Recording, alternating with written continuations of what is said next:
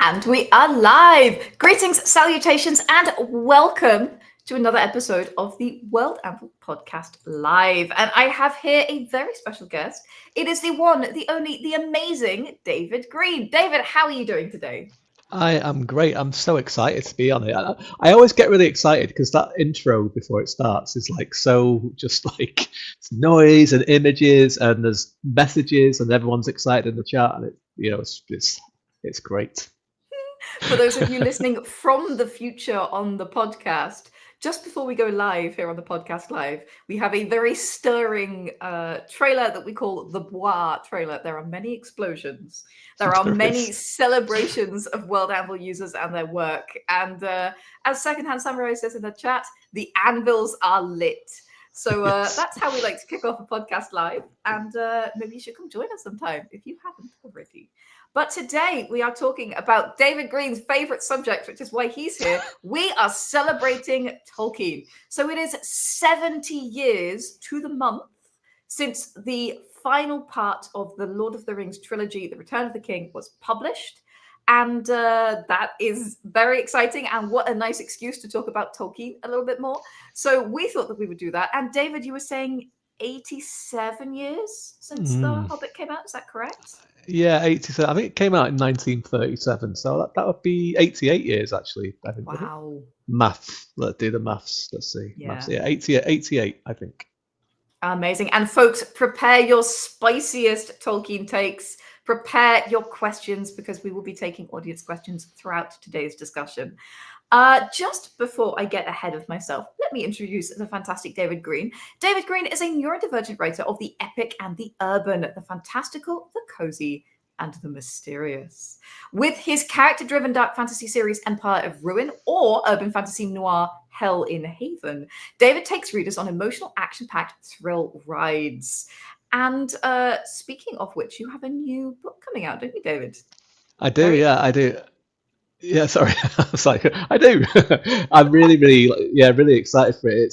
It's the cozy end of the David Green spectrum, I suppose. It's called Magic Maps and Mischief, a cozy neurodivergent adventure. So it is a cozy fantasy about an elderly autistic map maker who is searching for his place in the world, and as a little kind of nod towards Tolkien, this character is 111 years old at the start of this story, like when he leaves. So that is out on October 24th, and I'm really excited about it because I'm autistic. There are a lot of own voice autistic stories just in general, and I am very passionate about trying to boost autistic voices and neurodivergent voices, and I would like to kind of show people that there is a market and a readership for this kind of stuff. So really excited to get out there, and loads of maps, loads of owls, loads of cozy feelings, and good times. Very Yeah. Shire feelings, I'm thinking. Kind of Shire Yeah, vibes. I think so. Yeah, a little bit. Yeah, there's some nice coziness in it, and there's Gretton, the main character. He is the embodiment of a hobbit, I think, in a lot of ways. So, yeah. Oh, that's wonderful. And I think that actually sets us up very nicely for our first question, which is, where do you see the influence of Tolkien in today's fantasy landscape? I thought I'd kick off with this because, this is what everybody wants to talk about. Everyone wants to talk about, how is Tolkien received today? So, what are your thoughts, David? What kind of comes to mind? And chat, I want to hear from you too. Yeah, it's a funny one because I'd be very. I'm reading Lord of the Rings to my son at the minute, who is 7, and he's really enjoying it. But it is kind of not showing its age. I think it is quite ageless and timeless. But the way it is written is definitely written in a way where people nowadays are taught not to write in this kind of way. Especially if you're looking to go out with an agent and you're looking to get published. There's a lot of things that Tolkien does that we're told not to do, right? So there's a lot of that kind of stuff, but the things that he does just kind of underlines still a lot of stuff in fantasy. Now, I think there is an attempt to move away from a lot of the stuff in terms of, more things that are being drawn on from more world cultures and more different parts of the world, and less about kind of like European history, which it obviously is, and very much old British and particularly Norse drawn on in terms of the old kind of um, the great tales of Norse kind of mythology and everything, which is it's very much inspired by. And there is an attempt to move away from that, but the way that we kind of still populate these worlds with the elves look a certain way, feel a certain way. Um, so the dwarves, so the halflings in a lot of things. Like you look at D&D, and it's like it's Tolkien plus other stuff. You know what I mean? And even when you kind of like do something to kind of take a different approach on it, so you want to take a different approach on the elves, people are always very much like, well, this is the Tolkien version, so I'm going to do this. But the base is always the Tolkien version of it, I think, to a large extent. And I think when you kind of look at it in a world building way, I mean, it's still the gold standard of world building, isn't it? Like, I mean, there's a few things that come close to it. I think there's a few things that are really, really excellent and strong and brilliantly built worlds in their own right. But I think we all live in the shadow of Tolkien in that regard for many, many different aspects. So I think when you go back to that, when you're kind of building out these worlds, it's very, very hard to escape the influence of it. And then, you've got it in small ways and big ways all over the place, but it is hard to get away from it because it is just, as like I say, it's like movies, isn't it? And people still talk about Citizen Kane, and they talk about these kind of techniques that people pulled off a long, long time ago. It's because they are the gold standard, Yeah. So I actually have a quote from Terry Pratchett about this, which summarizes it, as Pratchett always does so beautifully. He says, J.R.R. Tolkien has become a sort of mountain, appearing in all subsequent fantasy in the way that Mount Fuji appears so often in Japanese prints. Sometimes it's big and up close, sometimes it's a shape on the horizon, sometimes it's not there at all, which means that the artist either has made a deliberate decision against the mountain, which is interesting in itself, or is in fact standing on Mount Fuji. And I think that this is such there's a reason he's Sir Terry Pratchett. There's a reason he is, right. Lauded by many. It is such a wonderful way of putting it. But essentially, when people move away from Tolkien's world building, it's a choice, as you were saying, with but these are different kinds of elves. The standard is still the Tolkienian elf. We talk about Tolkienian fantasy when we talk about, a lot of RPG worlds. And, when you look at the big RPG worlds right now, Forgotten Realms, when you look at things like the Elder Scrolls universe, these are all deeply, deeply influenced by Tolkien's world, by the world of Arda. So it's very, very interesting how much it's sort of permeated through the whole sphere, Yeah, and I think you've got a different set of Tolkien fans now because of the movies, and it's an interesting one that you mentioned, Elder Scrolls. When Oblivion came out, and it was quite funny because the remake came out this year, and I'd played it for well over a decade, and I was playing the remake, and I was like, God, they were really into Peter Jackson's Lord of the Rings films, just the way that it looked and everything. And that's kind of a bit of a peeve of mine, pet peeve. And I do love the Peter Jackson movies. I love them. I look at them as a separate thing from the books. They're a different art form. They're an interpretation of them. But what is the peeve is that since then, everyone has kind of gone, well, this is what Middle Earth must have looked like, right? Because it's become so all conquering this one vision of it. And I always like to see other people's interpretations of it. And I love that about my own work. Whenever I get fan fiction or artwork that's done about my stuff, I love to see it because I love to see that creativity that is sparked that I've created in someone else. And I know, and I think there's this thing where Tolkien talked about how he saw people would work in Middle Earth in terms of music and artwork and poetry and stuff. And he was quite open to that. He just wasn't a fan of films all that much, but he saw films as a necessary evil and was like, well, it's going to happen. I just don't want Disney to do it, which is his big thing that he didn't want Disney to do. But he was quite open to operas being made in about Middle Earth and all this kind of stuff. which is testament to the world that you could imagine, and there has been operas made in Middle Earth that you can see all of this stuff that fits quite well in there. It's got the flexibility, it's got the depth to kind of do this, and so it does kind of like, I won't say it annoys me or anything, but it's just like I just like to see other interpretations. There's more than Peter Jackson's version of it, you know. Yeah. I think another of the kind of big influences of Tolkien has been essentially the way that we approach second world construction. For example, the fact that Klingons have their own language, the fact that the Dothraki have their own conlang. Like, I don't know if that would be the case if Tolkien had not existed.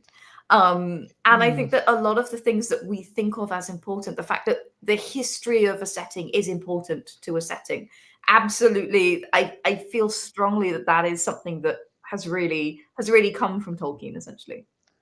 Yeah, I think the historicity of his world building is so important, because essentially he invented the Elvish language, then invented a history to explain where this language came from, and that was the books.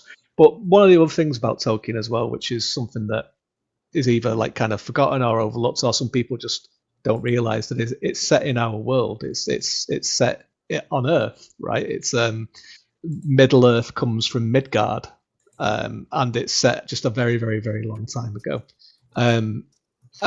You know, we're not sure what age we would be in. I think, you know, he said at different times we'd be in the 6th or the 7th age. But it was one of those approaches to fantasy that, again, people started doing quite a lot in the 70s, where it was, well, this fantasy world, it's actually Earth, but there's been you know, in the future, you know, and Wheel of Time did that as well, where it's on Earth, but it's the past and the future because of the way it works. Yeah. But you know, Tolkien's was very much like, this is our history. This is just something that we've forgotten. It's a very, very long time ago. And the way that he actually then framed it was that he had found these books. He found the Red Book of Westmarch, and he was translating them. Yeah. Which he really commits to in like a major way. And that's why in World, the Silmarillion is that he's found these Elvish books and he's translating them from Elvish, and the Hobbit and Lord of the Rings together as the Red Book of Westmarch are these ones that he's found and he's translated into English, which is why he even has like a language that he, like, you know, how you've probably seen the memes about how Frodo's name is actually like Moira Bagini and stuff like that in Westron. You know, so he even had another language that he barely even showed anyone, like, just so he could get it all working. So I mean, it's unbelievable the amount of time and effort and patience to kind of do that. But I mean, it's why there's nothing else really like it. Yeah, absolutely. All right, so let's go here. What is it about Tolkien's world building that really draws you in personally? What is it about the world that makes you go, "Ooh, I love this thing"? I think for me, it's the bittersweetness of the world. I'm not a particularly religious person. I do admire people that have faith. I do admire people that have benign faith. And by that, I mean, it's like, you know, that you allow people to believe in what they want to believe and all that kind of stuff. And obviously, I don't think there's any way of getting away from the fact that Tolkien was a very, very devout Christian, and it shines through in the work in so many different ways. It's not as obvious as like Narnia, but but I would argue that it is much more of the tapestry than Narnia is. I think it's quite in depth in there in terms of we can only subcreate as a species. There is one creator, and we can only subcreate, and that's where a lot of the drama and a lot of the everything comes out of in this world of Tolkien's, is that Morgoth, or Melkor as he was known then, wanted to create, but he couldn't. Only the one could create, and he could only subcreate or destroy and what have you. But so what I kind of like really draws me in about the history is that the world of Arda, our world, was never more perfect than at the moment it was created. And every single step away from that, it becomes more and more broken and blemished, and in some ways, but people are still fighting for it. People are still fighting and clinging on for that hope, and they're clinging on to be good, and they're clinging on to defeat darkness where it may be, even though the world is diminishing. And we see that through all of the characters, but particularly the elves. This sense of they are fighting this long defeat that has been going on for thousands and thousands and thousands of years. And the ones that are in Middle Earth are the last ones, and they're staying there some are staying there for selfish reasons, and some are staying there for not, and for other kind of reasons that they're there. But it's the funny thing about the Lord of the Rings in particular, that no matter what happens with the ring, the elves have to leave Middle Earth one way or the other. They lose, and the ring isn't. Sauron gets the ring back, and they will be beaten by Sauron. Or forced off Middle Earth back to Valinor. They win. Their rings that they've used to preserve this slice of time that shouldn't really be preserved is gone. The power's gone, and they will have to leave. So there's this bit of sweetness always through it, which I just find really just kind of fascinating, because it's this battle between fighting for something that is diminishing always, and much I suppose is kind of like what you are like as a person, isn't it? Like, you grow as a person in this body that starts to diminish after a certain point, and you're fighting to keep hold of that as you grow and everything. And it's just, there's a lot of real interesting subtext there that he weaves into the world, and you see it it's reflected in all of the world building. Like, all these new cultures are just building stuff on things that were greater, and there's this sense of, once something has been made, it can never be made quite like that ever again. It's like there's this one, it can be perfect once, and then everything else is just, a version of it. And so in some ways, I mean, that can be taken in quite a nihilistic kind of way as well. But I think with Tolkien's way, it's more of a kind of a thing of, like, to do with his faith and his belief of subcreation. And how humans will inherit the earth, I suppose, and all that. So there's a lot of, it's not just elves and hobbits and men fighting against a big dark lord. There's a lot of real, which is still great anyway, but there's a lot of this real subtext to it that is really, really fascinating to look at. Very cool. I think, first of all, I love the idea that, like, the world was created perfectly, and then everything that was done in the world made it worse. I think every GM has felt that at some point, where they're like, I made this beautiful thing, and then my players did the thing that they do, and now, oh God. Yes. I just had to sort of share that rogue thought with you. I think that there are two things that really draw me in, and the one is the great sense of history that Tolkien really manages to weave into everything. And he weaves it through myth, and he weaves it through monument, and he weaves it through scene and character and place and language. And all of these things are built on the shoulders of the history, even though he wrote a lot of the history, but he sure as heck did not write every single thing that ever happened in Arda. But you feel that weight, you feel that sort of generations upon generations of a lived-in world. And I think that has always been very aspirational for me as somebody who loves history.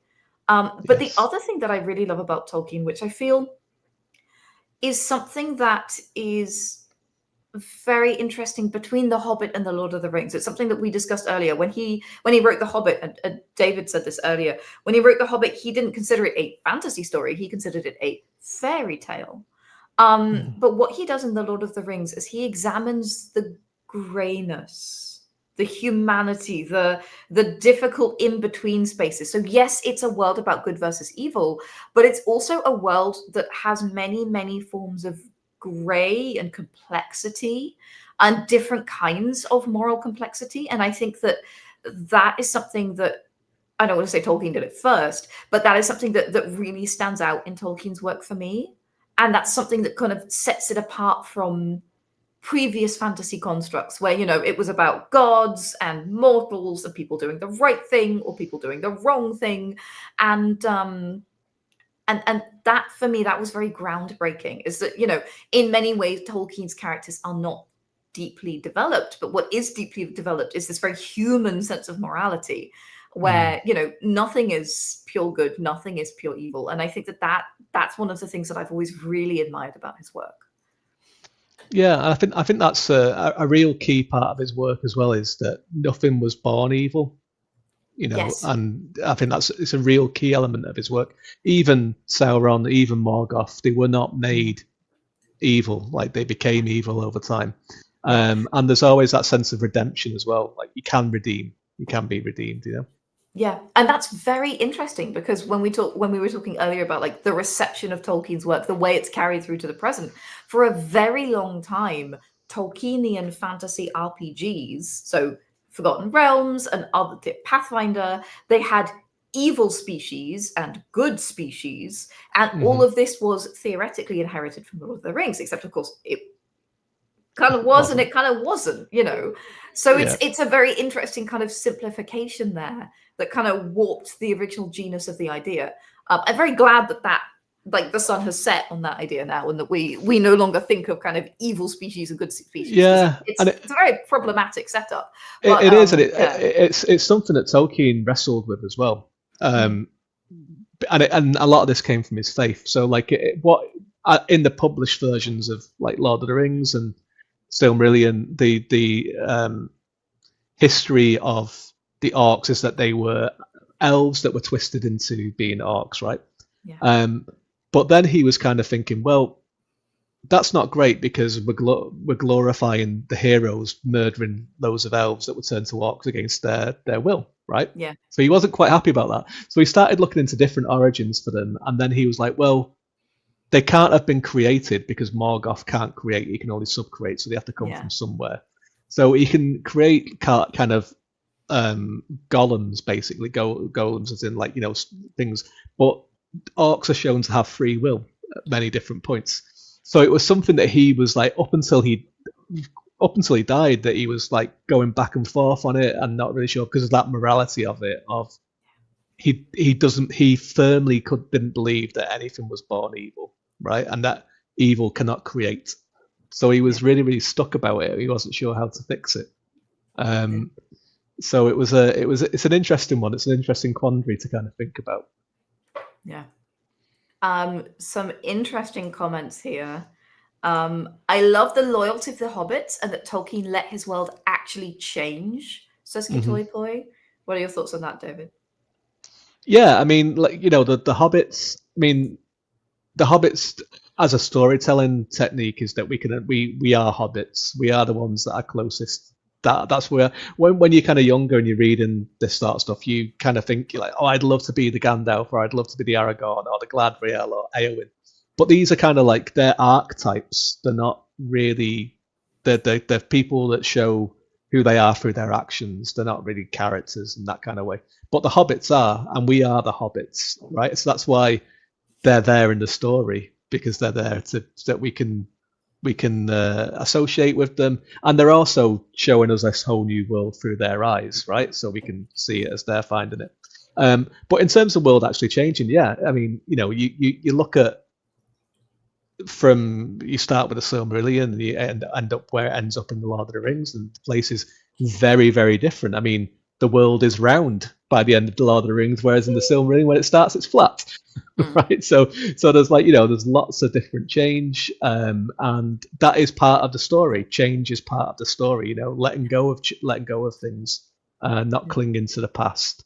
The people in his books that tend to try to extend their lives or cling on to the past usually end up very, very badly.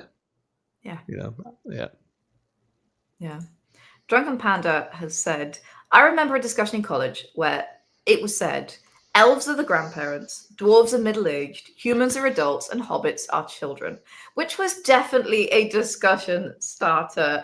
David, I see you grinning. What are your thoughts on this one? I think it's quite a nice analogy, really. Like, there's definitely something to it.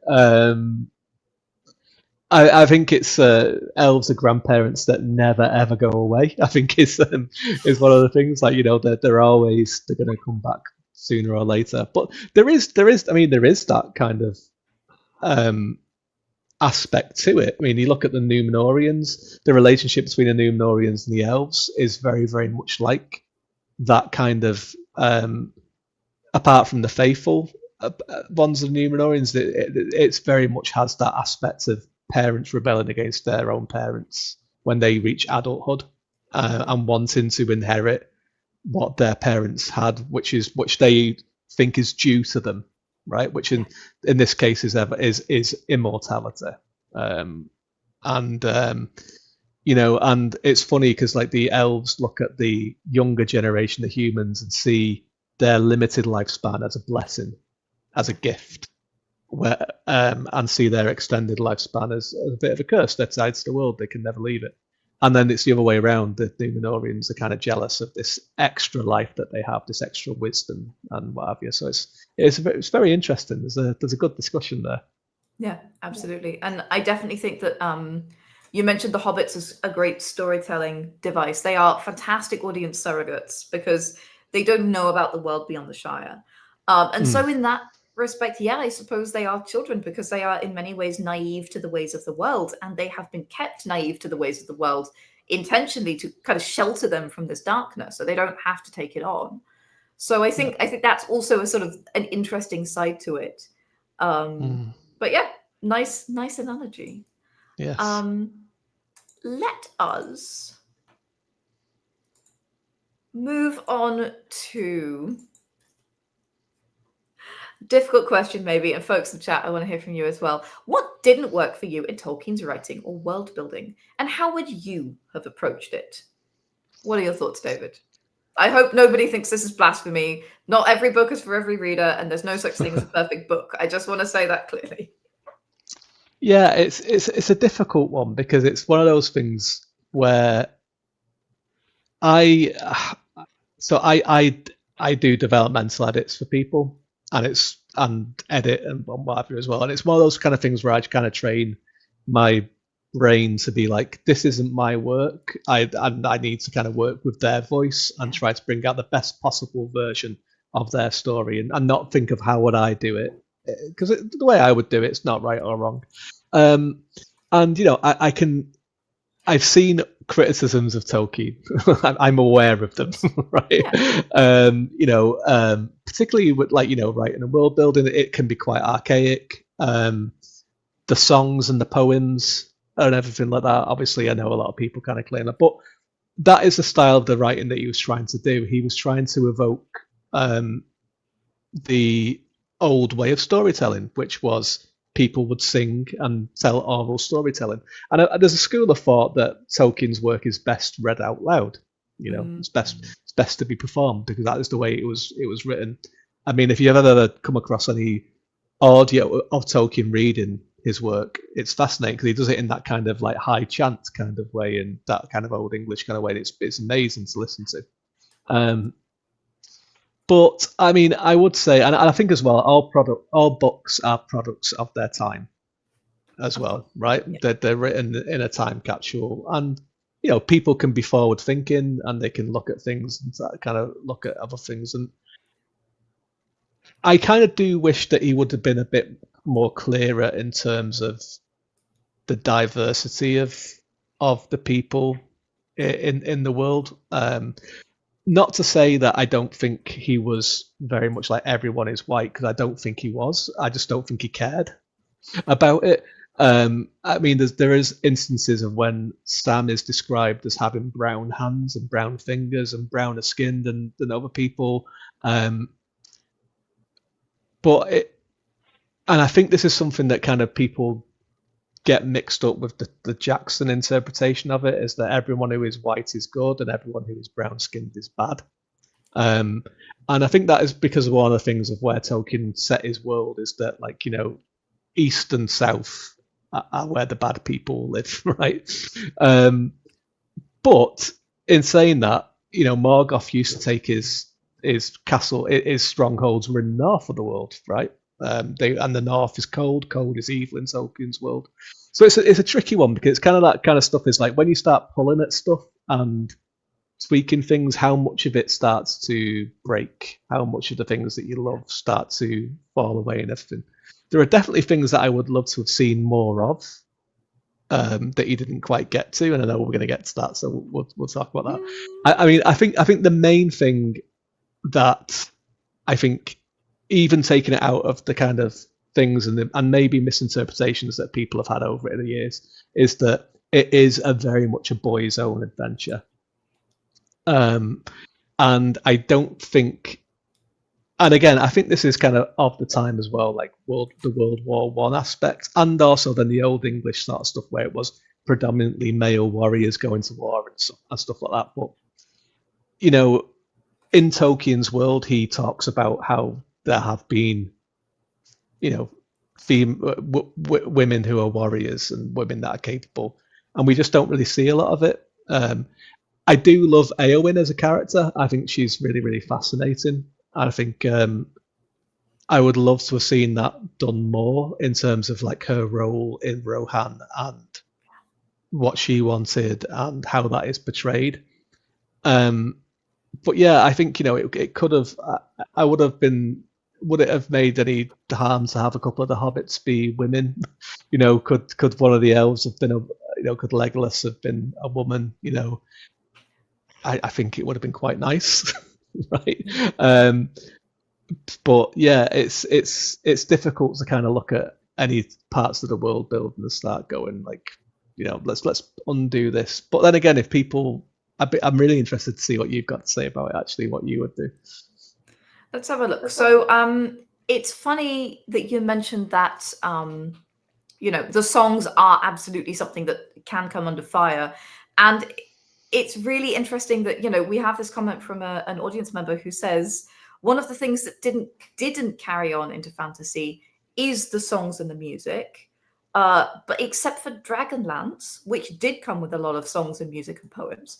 And I actually know Tracy Hickman, and he is a singer. He loves songs, and song is very kind of integral to his life. I know he and his wife are both in a choir as well, and so it's very much from where the author is coming from. But yeah, I know that there are some spicy takes about the songs. Bonnie Juju agrees with you. I want more female characters. You know, the funny thing is, Tolkien, for his time, she had this like badass shield maiden who came in and like Macbeth. So basically, that whole thing is like, I am not a man of woman born. And then she stabs the Witch King. That whole thing is basically a retelling of Macbeth, because he didn't like the fact he thought Macbeth was a bit of a cheat. So he was like, no, I'm going to do it properly when I do it. He didn't like the way the hills come, the forest of Dunsinane comes to the castle.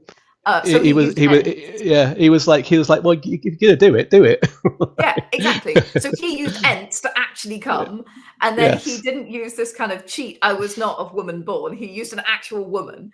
And it was surprisingly groundbreaking. But yes, for a modern audience, I would like to see more women. Of course, I would. I would like to see more character, but that's not so much world building.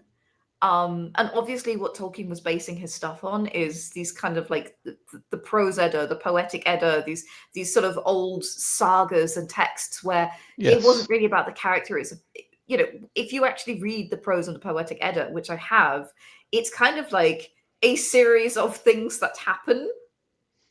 It's not even really like a story that falls together in a coherent way as we consider story. So already Tolkien was taking significant steps forward to turn this into a narrative. But yeah, I'd say he does a lot better on female characters than you could expect for his era. But I want to see more. I would have added more.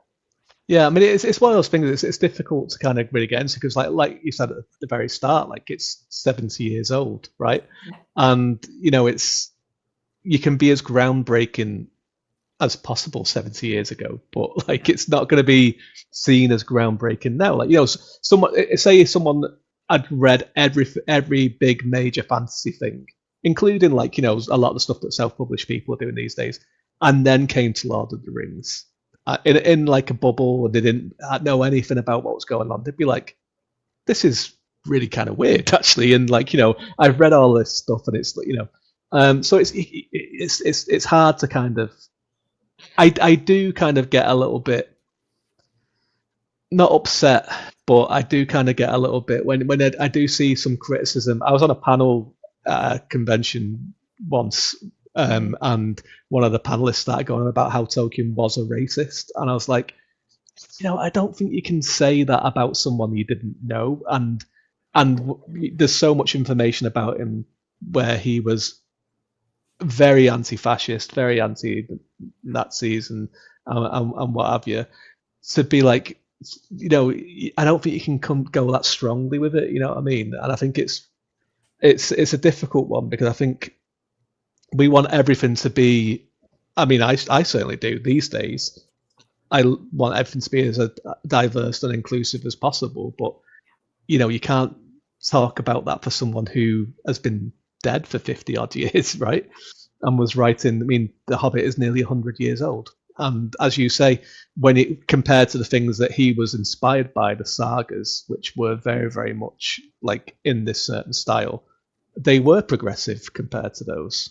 In fact, I mean, I personally think that in a way that Tolkien idolized women through his wife. So you think of the major characters in his work that are women, they are larger than life. All of them are like such beauties that you've never seen other than compared to the ones that are there. So you think of like Arwen and Luthien and Eowyn and Galadriel, and they're all these, they're so important in terms of the worlds that they are a part of. And Tolkien, when his wife died, like he wrote Luthien on the gravestone, and the Beren and Luthien story was inspired by him and his wife. So I think there was that kind of side of it as well, that way I think he was idolized, and to an extent where it's like he didn't want to drag them through the mud a little bit as well, which is also a different kind of take, I think, on it, where it's like, I don't think he could really quite. I mean, out of all those women that are in there, Eowyn is the most earthly of them all, isn't she? In that way. So I mean, there's so much to unpick and to look at in all of that. Yeah, absolutely. I wasn't going to bring him up. My hatred of Tom Bombadil is legendary. G. Calentina says, while I love Tom Bombadil, he was mainly unnecessary to have him in the story. Yes, this is one of the many reasons why I think Tom Bombadil needs to be yeeted into the sun. I'm sorry. We're getting into the spicy takes territory. But yeah, Tom Bombadil he would not shut up. And his songs were so stupid, and they made me angry. And I realized that this is just my own thing, because again, not every book is for every reader, and I did truly love The Lord of the Rings. But I'm not gonna lie, Tom Bombadil really did my nut in. What's your Tom take? My Tom take. Tom take. I would disagree. I would disagree that he is unnecessary in the story. Yeah. I think I can completely understand, though, why he's left out of pretty much all the adaptations of Lord of the Rings, because when you are trying to build up this ring as being such a threat, and it has such a corruption to it, and that everyone will at one point will give into it, to introduce a character that is completely impervious to it so early on kind of does negate what you're trying to build. So I can understand why he's cut out of the films. In terms of the books, it's a necessary link, I think, for bringing the Hobbit into the world of the Lord of the Rings. Okay. Right. Because the Hobbit, and you can see this in the Lord of the Rings when you're reading through it, it's very much a sequel to the Hobbit up until they meet Tom Bombadil and get to meet Aragorn, and then it becomes part of this wider world, right? The Hobbit up until that point was very much like fairy tales still. It was very much like, escaping from monsters in the night, going into dark forests and everything. And then when you come across Tom Bombadil, it's like there's actually a larger story here. There's a larger world. There's this massive history that's been going on for years. There are different entities that outside of this world that the hobbits would never have comprehended, right? And then that is continued on then when you kind of go through the Barrow Downs and then you meet Aragorn and you find all this history. And it's part of that bridge to this larger story that I think would be quite jarring if it went straight into the hobbits needed, and then the readers needed some preparation to kind of go into these steps. And I think that's also with the way that Tolkien writes. I mean, he attempted to write The Hobbit to have nothing to do with this world that he'd created, and then he just couldn't help himself and put in a couple of Easter eggs like Gondolin and other things like that. And then when he was writing the sequel to The Hobbit, his passions were in this world that he'd created, and he was like, I need to go back. And he did go back. He went back and rewrote parts of The Hobbit to match up with Lord of the Rings because they didn't jive. So that's what I see Tom Bombadil's purpose as. It's like this is part of a bigger world. And, sure, it's narrative glue and also expanding horizons. Yeah, so that's why I would see it. And I can completely see why people don't like him, why people don't like the whole bit. I used to think, and I don't know how many people will get this reference here, but when the movies were being made, before we knew that he wasn't in it, I was like, Graham Norton would be brilliant as Tom Bombadil, right? And so I get why he's cut out, but was my little Tolkien heart happy to see him in Rings of Power, even though it makes no sense? Yes, it was. Did I love the bit where him and Gandalf were having a little sing to each other at the end of the last episode? Yes, I did. I love that. So let's actually move on to this. And I want to start with some audience questions. So what part of Tolkien's world building do you wish he'd expanded more on? Now, someone said, Middle-earth is so focused on one continent. I wanted to see more of the world. What are your thoughts on that, David?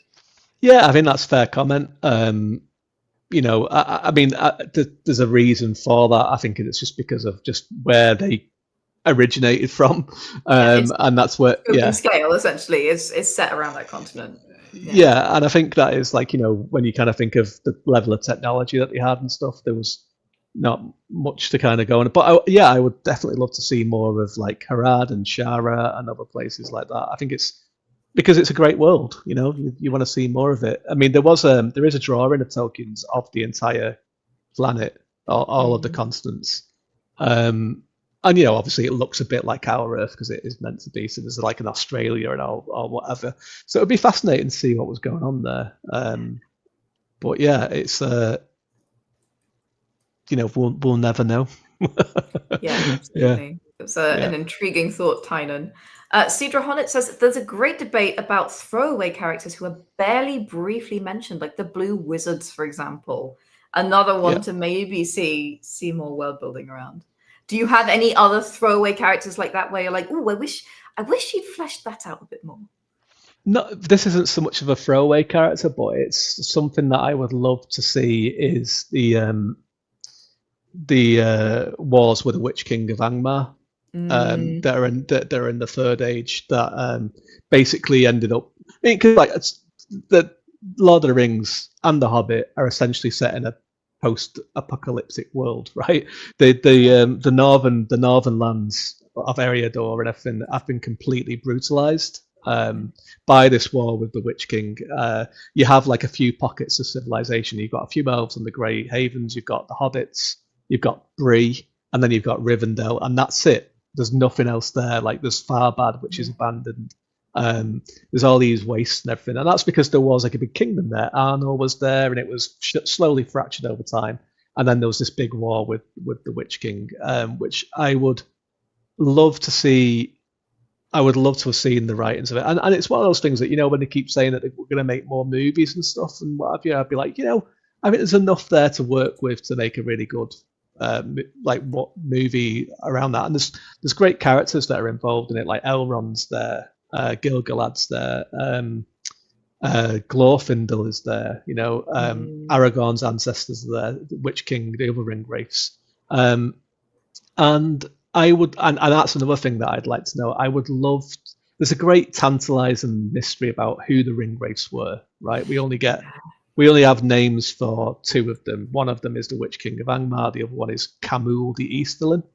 Yeah. But I'm imagining his mother didn't call him the Witch King of Angmar. No, like there's a story there. Probably not. Right? Probably not. And I doubt Camul was called Camul the Easterling by his mates either. He's probably just called Camul from down the pub or whatever. So I would love to see who these people were. And I know one of the video games did that, and it turned out that everyone was a ring wraith. It was like Isildur's a ring wraith, and Helm Hammerhand's a ring wraith, and you're a ring wraith now as well. It was kind of weird.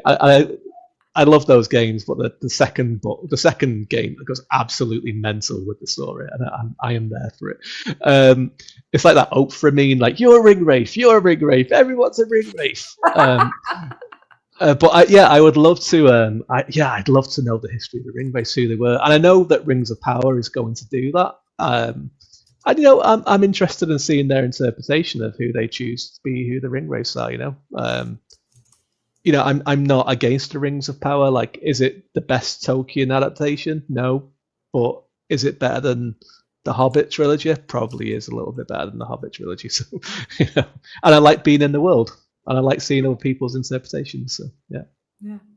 Bonnie Juju says, I would love to have an epic about Glorfindel, who you also mentioned, who had a fascinating arc. What are your thoughts on that? Yeah, I'd love it. Glorfindel's an amazing character to think of, because he was around since very, very early on. He was in Valinor, came over with the Noldorians to fight Morgoth, killed two Balrogs and then was dead. And what was so good that they were like, you can go back to Middle Earth. Right? He was just rehoused in his body and sent back straight away. And he's so powerful that when they're doing the Council of Elrond, and they're like, we need to be stealthy. If we send Glorfindel, everyone's gonna know he's there, because it's just who is this guy? So yeah, I'd love to see more of him, and that's why if you do that kind of, he is the person that does the prophecy of no man will kill the Witch King of Angmar. He is him, and in the final kind of battle, the Witch King sees Glorfindel on the field and flees, because it's like, I can't. I'm going to get beat by this guy. That's when Glorfindel says the prophecy. I would love to. I'd love to see him. And he's another one. He gets cut out of everything. He always gets replaced with Legolas or Arwen. But I think he's going to be in. I would be surprised if he's not in Rings of Power at some point. I'd love to see more of him. He's a great character. Amazing. All right. It's time.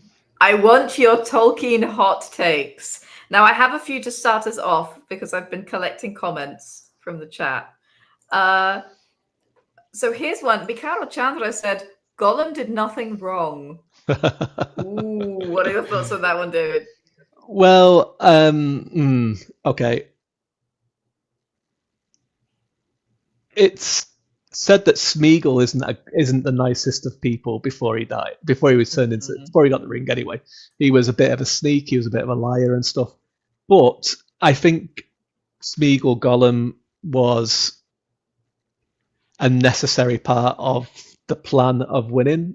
I think there's a thing in Tolkien's work called eucatastrophe, where it gets to the point where, and this is a big belief of him in general, is that if you work hard enough at something but you keep failing and you get to the very, very last possible moment, but you are still trying, then there will be eucatrastic. I can never say that. I can say eucatastrophe, but I cannot say what it's been. But there will be a divine intervention that will help save the day, right? And so the whole thing of when Frodo fails to destroy the ring, which he does, and he gets further than anyone else could possibly do, probably, that eucatastrophe is Gollum intervening through this act, right? So it's a fascinating thing that it would have failed if not for Gollum.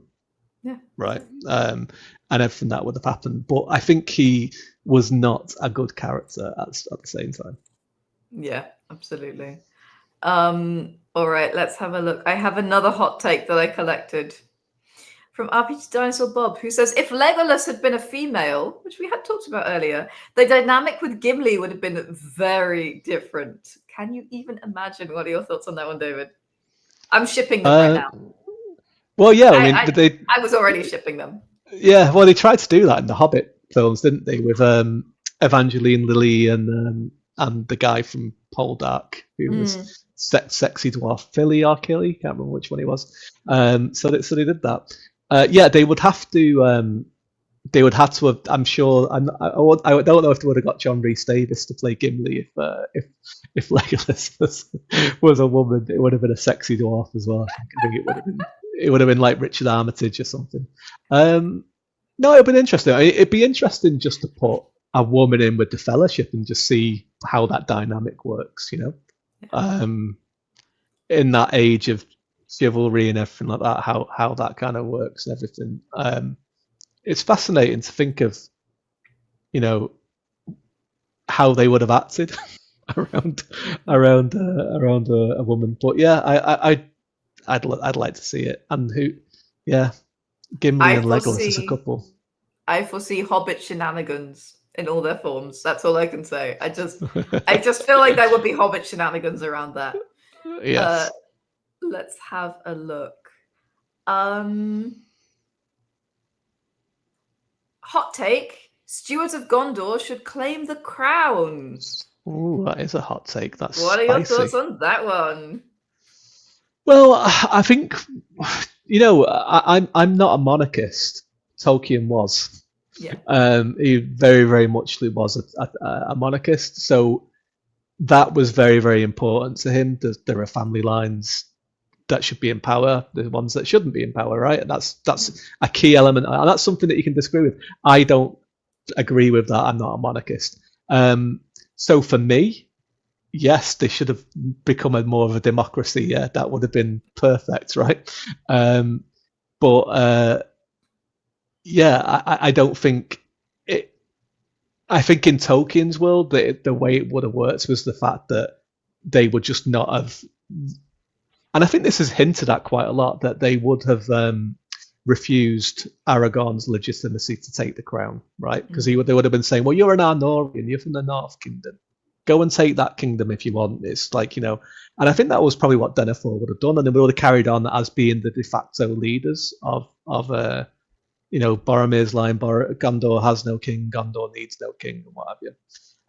It would have been interesting to see how the people would react to that, because monarchy is very, very important in Tolkien's world. But yeah, I'm all with you. Let's go for a democracy. All right, we have a hot take here, which is elves who have been archers for hundreds of years should be way more muscular than any human. I think this specifically for the films, maybe. What are your thoughts on this one? Yeah, for sure. Yeah, I mean they're very kind of ethereal in the films, aren't they? They're very kind of like live and like very flowy gowns. I mean, I think like Lee Pace as Thranduil is probably what the elves should have kind of looked like, except for his hair color, which is probably one of my hot takes, and I don't even think it's that much of a hot take. I think he tall, imposing, physically muscular. The warriors. I mean, the Noldorians were warriors. I mean, they were obviously very learned and they liked poetry and music and everything like that. But they were the warrior caste of the elves. Really, they came to Middle Earth to fight Morgoth, and that's what they did. They were. So yeah, for sure, they should have. I think that would make more sense for them to look like that. Yeah. All right, now I want to hear your hot takes, David. Okay, so Tolkien hot takes, give them. Tolkien hot takes. I think the Noldorians are all dicks, basically. Like to a very like. I think there's a lot of Feanor has a lot to answer for, I think, but the rest of the Noldorians were all kind of like, there's a few of them that kind of disagreed with him, but they were like, we're just going to go away, we're going to go along with it anyway, right? And then it ended up being like a few of them just stayed behind, but most of the Noldorians are real hotheads. They're just really up themselves. They are, and I think this is by design as well. I think they're meant to be shown that they are the ones that are most like Morgoth than any of the other types of elves. They are the most kind of like Lucifer like than any of the other types of elves in that, because you have the Noldors and you have the Sindars and the other ones. So I think it's that by his design, but I also think that if the Noldorians just chilled out for a little bit, there would have been a different way to defeat Morgoth. But then would there? Because everything is in the plan of Eru Ilúvatar. So maybe, really, what we need to come down on is that God is a dick. There we are. Right? And maybe that's what Tolkien was getting at the entire time. So now we've torn down God. I think that leaves us in a wonderful place. David, thank you so much for joining us to come and talk about Tolkien. This was so much fun. Yeah, oh, thanks so much. God, I could do this for hours and hours and hours. And when I say God is a dick, I don't mean the real world God. I mean Tolkien's God. Like Tolkien, Eru Ilúvatar. It's like I'm just here, just like I'm demolishing religion everywhere. No, it's just in the realms of fiction. Yeah. Okay. I'm glad that you made that qualifier. Yeah, because I was just going to be like really benign, like saying like most elves should have dark hair. Right, that's what I was going to say. And all these blonde elves. There's only one house of elves that have blonde hair, right? That's what I was going to do. But I went down a rabbit hole. The Eru Ilúvatar rabbit hole. Yeah. All right. So I do have. Do I? Yes. So I do have we have a tradition here for the Pungeon. So I imagine this is not going to make it to the actual podcast. But I have two things for you. Why should dwarves have Australian accents? I'm excited to find out. Because they come from the land down under. Thank you, Tynan, for that clanger.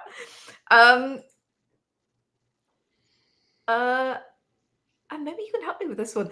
Why was The Lord of the Rings made into a movie?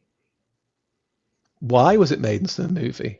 Yeah, because the fans were bagging for it, apparently. Oh my goodness. That is absolutely really dreadful in the fine spirit.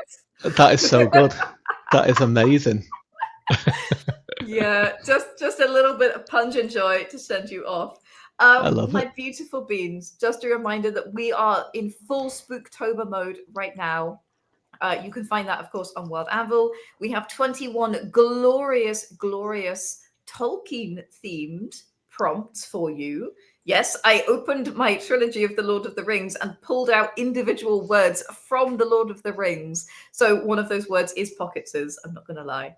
In fact, I don't know if I can... They are behind us, but you probably can't see them well unless I take us down very briefly. You got a flash of them there. But yes, we are currently live with our Spooktober challenge, and you can do anything you like: art, poetry, maps, stat blocks. The whole idea is to maybe try something new, maybe get a taste for something fun.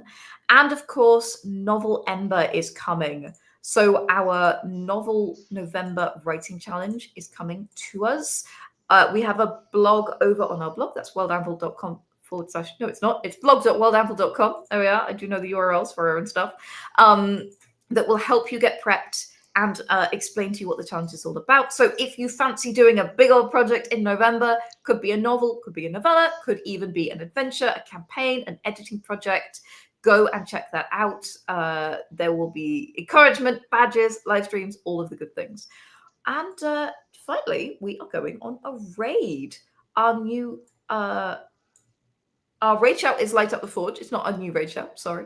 And we are raiding Lorehammer. So we are going over to Andy Lore, who have many guests from the Warhammer community, talking of Lord of the Rings and its big old influence on fantasy in general.